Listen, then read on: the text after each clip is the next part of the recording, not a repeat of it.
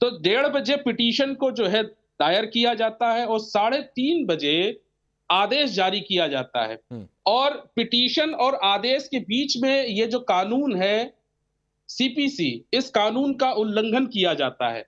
और उल्लंघन कैसे होता है कि हमारे पास सेक्शन 27 है जिसको फॉलो नहीं किया गया।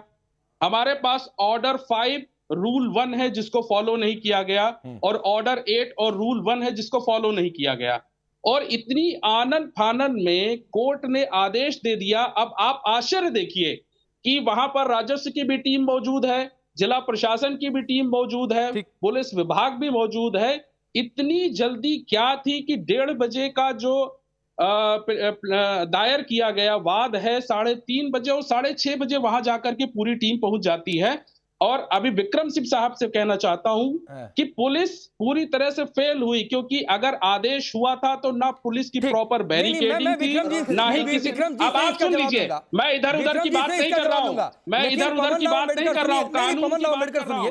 मैं आपको 30 सेकंड और देता हूं और मेरा सवाल बहुत सीधा सा है कि क्या कहीं उसमें लिखा हुआ है कि इतनी जल्दी आदेश नहीं आ सकता है? और अगर कुछ आपके हिसाब से सुनिए ना, अरे भाई सुनिए, पवन राव अम्बेडकर पूरी बात सुना करिए। और आपकी पूरी पार्टी तो वकीलों से भरी पड़ी हुई है, तो तुरंत जाकर कहीं से स्टे ऑर्डर लेकर आते कि देखिए माय लॉर्ड ये क्या हो रहा है, ये निचली अदालत ने इस तरीके से आदेश दे दिया, ये तो गड़बड़ है। आप राकेश साहब जवाब आप जरूर सुनिए, जवाब सुनिए। देखिए बीच में इंटरप्ट न करिए, बीच में इंटरप्ट न करिए राकेश साहब। अब मेरी पूरी बात सुनिए। 30 सेकंड पवन राव अम्बेडकर जी, फिर मैं जाता हूं विक्रम जी के पास, बोलिए। मेरी पूरी बात सुनिए।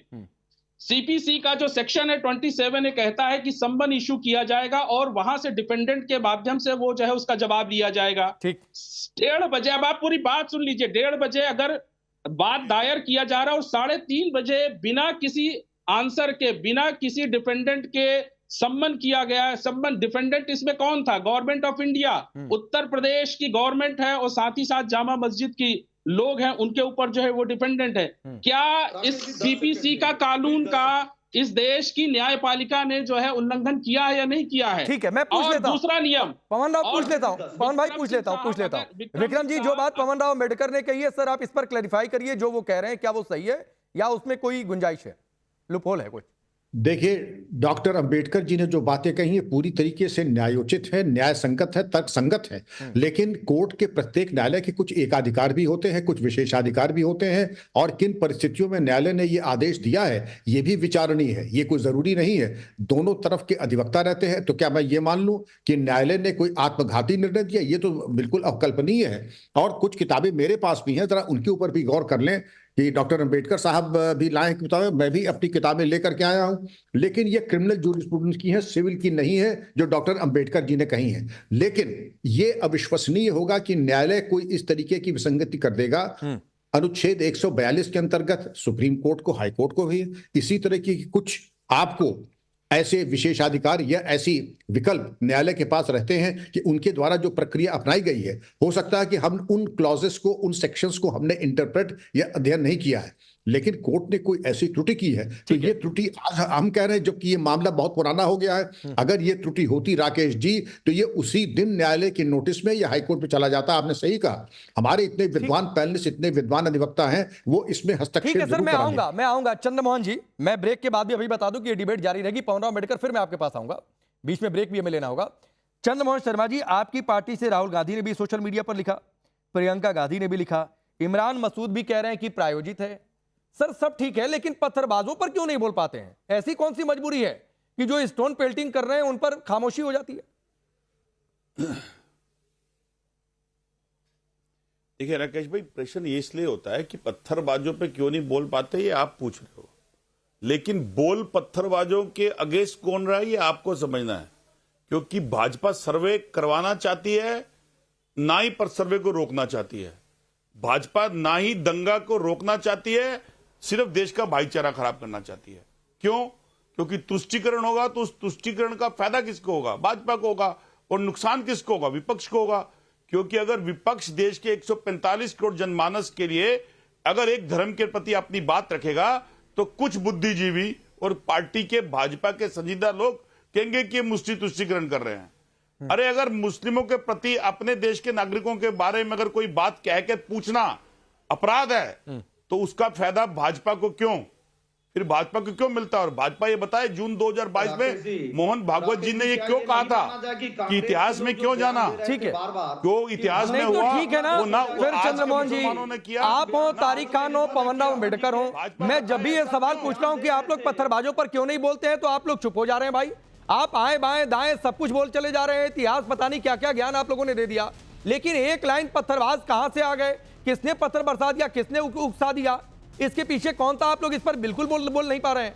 आपको लगता है पुलिस ने कहीं कुछ गलती की है तो सवाल उठाइए सर, कोई दिक्कत नहीं है, दे रहे ना, लेकिन उन पर भी तो बोलिए ना। चलिए मैं एक ब्रेक लूंगा, ब्रेक के बाद भी आप सभी हमारे साथ बने रहेंगे और सवाल बड़ा गंभीर रहेगा कि अगर पुलिस ये कह रही है और माइक लेकर कप्तान ये कह रहे हैं कि भाई पत्थरबाजी मत करो, भविष्य बर्बाद हो जाएगा।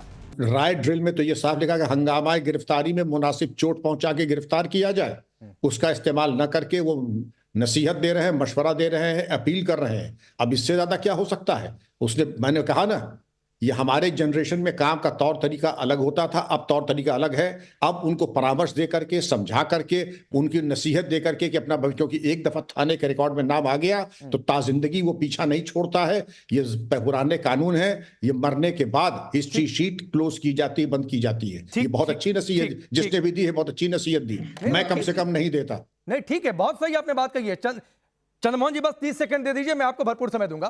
तारिक खान, तो क्या पत्थरबाजों की फौज बन जाए, पुलिस कप्तान नसीहत ना दे? ये नसीहत इतनी चुप क्यों गई? भाई नेता तो बहुत लोग हैं, सबको दे रहे हैं क्या? योगी जी को भी यही नसीहत दे रहे हैं। नेता में तो सभी लोग आ गए, नेता के लोगों के चक्कर में मत पड़ो, तो उनको भी कहना चाहिए। जो लोग पीछे नारे लगा रहे थे, किस नेता के चक्कर में पड़ के आए, विष्णु जैन के पीछे नारे लगा रहे थे। पर्सनल क्यों ले लिया तारिक खान? नहीं पर्सनल नहीं लिया है। ओवरऑल जब सभी नेताओं को कहा जाएगा नेतागिरी में न पड़ो तो सब आ जाएंगे ना उसमें। अरे नेताओं को नहीं कहा गया, पुलिस ने पत्थरबाजों को कहा कि नेतागिरी के चक्कर में मत पड़ो भाई। हाँ तो नेतागिरी के चक्कर में सब लोग, सारी जनता ना पड़े, ये भी बात सब जनरलाइज कर देता हूँ ना मैं उसको। नेतागिरी के चक्कर में वो भी सब पत्थर चला रहे थे विष्णु जैन के पीछे, जो विष्णु जैन के पीछे नारा लगा रहे थे, जो विष्णु जैन के पीछे नारा लगा, अजीब स्थिति है, तो वहीं से हुई, अजीब स्थिति है। आप फिर पत्थरबाजों पर चलिए। नहीं ठीक है सर, आपकी मजबूरी में समझ रहा हूं। चंद्रमोहन जी, नहीं एक मिनट, चंद्रमोहन जी को सबसे कम समय मिला है, उसके बाद एसएन सिंह आऊंगा। चंद्रमोहन जी फिर सवाल वहीं पर आकर अटकता है, सियासत के लिए क्या पत्थरबाजों की फौज चाहिए क्या?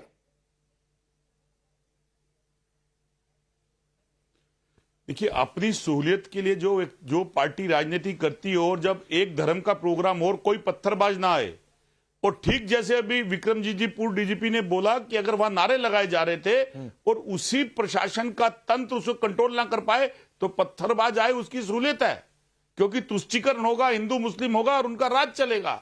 ये तो एन सिंह जी बताएंगे। कोई एक नेता मुझे गिनवा दीजिए भाजपा का जिसने ये कहा हो कि जो मस्जिद के पास नारे लगा रहे थे वो गलत है। एक नेता बता दीजिए मुझे। आप विपक्ष से कहते हैं ना कि पत्थरबाज को के लिए कोई बात नहीं करता, मैं कह रहा हूं एक भाजपा का नेता नहीं, ठीक है, मैं पूछ रहा हूं वैसे सिंह से, धर्म के पहले आप बता दीजिए पत्थरबाजी हुई मतलब ठीक हुई आपके हिसाब से? उचित नहीं है। एक भाजपा का एक नेता, आपके हिसाब से पत्थरबाजी हुई ठीक हुई? बयान दिखा दीजिए मुझे। आपके हिसाब से पत्थरबाजी हुई ठीक हुई?